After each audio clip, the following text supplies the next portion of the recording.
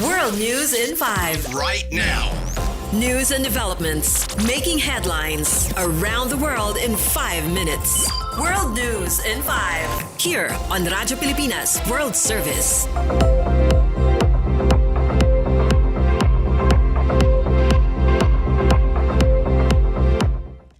Good day to all of our listeners here on Radyo Pilipinas World Service. This is World News in 5 and I'm your host, Steph, Vicente. Gulf countries are reporting a wave of attacks as the United States-Israel war with Iran enters its fifth week, with major industrial sites hit across the region. In the United Arab Emirates, the BBC reports several people were injured after an Iranian strike damaged a major aluminum plant in Abu Dhabi. In Bahrain, 2 workers were also hurt following an attack on one of the world's largest aluminum smelting facilities.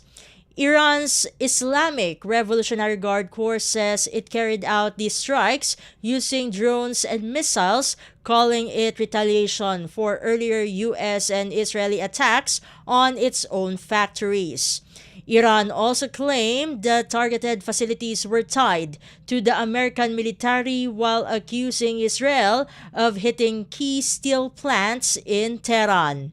Meanwhile, Oman is investigating a drone strike that injured a foreign worker, and Kuwait reports its airport radar system was heavily damaged after being targeted by multiple drones. In other news overseas, a Qatari news channel says its office in Tehran was hit by a missile on Sunday. The BBC reports Al Arabi confirmed the strike and strongly condemned the attack, calling it a hit on a civilian commercial building. The network said targeting journalists violates international law and puts lives at risk. According to the Iranian Red Crescent, at least 10 people were injured in the incident. It remains unclear who was responsible for launching the missile.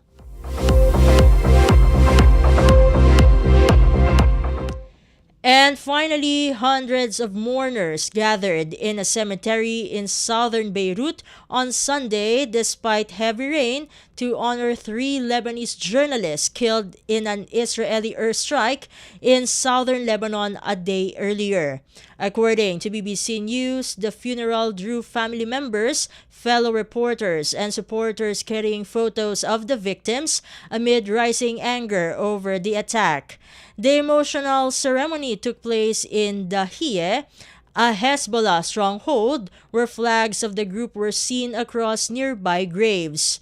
Press watchdogs, including the Committee to Protect Journalists, have raised concerns over repeated claims labeling killed journalists as militants without credible proof. Lebanese President Joseph Aoun condemned the incident as a blatant violation of international law. Meanwhile, human rights groups warn that such attacks may reflect a broader pattern of targeting civilians, including journalists, with little accountability.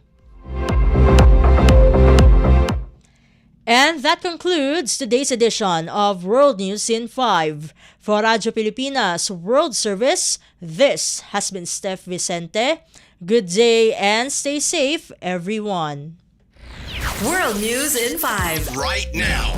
News and developments making headlines around the world in 5 minutes. World News in 5. Here on Radyo Pilipinas World Service.